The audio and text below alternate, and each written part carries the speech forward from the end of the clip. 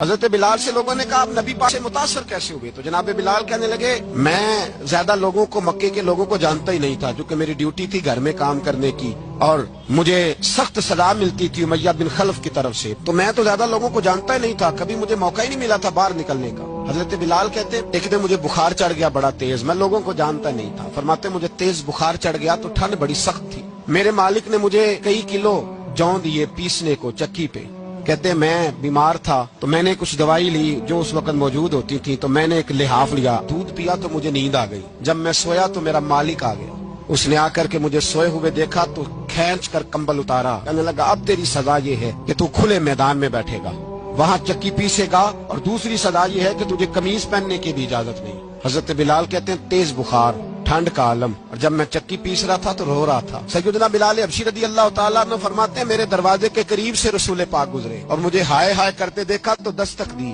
میں نے کہا کون ہے؟ دروازہ کھلے آ جاؤ۔ محبوب اندر آئے تو پوچھنے لگے کیوں رو رہے ہو؟ میں نے کہا جاؤ اپنا کام کرو، یہاں دکھ سارے پوچھتے ہیں مداوا کوئی نہیں کرتا۔ کہتے ہیں میں نے سخت جملے کہے معاذ اللہ، حضور چلے گئے، جب حضور جا رہے تھے تو میں کہہ رہا تھا بس جا رہے ہو نا، میں نے پہلے ہی کہا تھا جاؤ۔ کہتے ہیں قربان جاؤں، تھوڑی دیر گزری تو اللہ کے رسول کے ہاتھ میں گرم دودھ کا پیالہ تھا، کھجوریں تھی، حضور تشریف لائے، کریم رسول نے مجھے کھجوریں دی، دودھ پلایا اور کہا چل جا کمبل میں بیٹھ جا، تو میں نے کہا چکی کون پیسے گا؟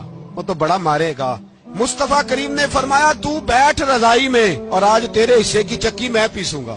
کہتے ہیں ساری رات حضور چکی پیستے رہے، سویرے میں اٹھا اور میرے حبیب پاک نے مجھے وہ سارا کچھ دیا اور خود چلے گئے۔ اگلی رات پھر آئی تو حضور پھر آ گئے، مجھے پھر رضائی میں لٹایا، دودھ پلایا اور ساری رات چکی پیسی۔ کہتے ہیں بس تیسرے دن حضور چکی پیس کے جانے لگے تو میں نے قدم تھام لیے، میں نے کہا بیبا دنیا ساری جھوٹ بولتی ہے، جو غلاموں کے حصے کا کام کرے وہ اللہ کا سچا رسول ہوا۔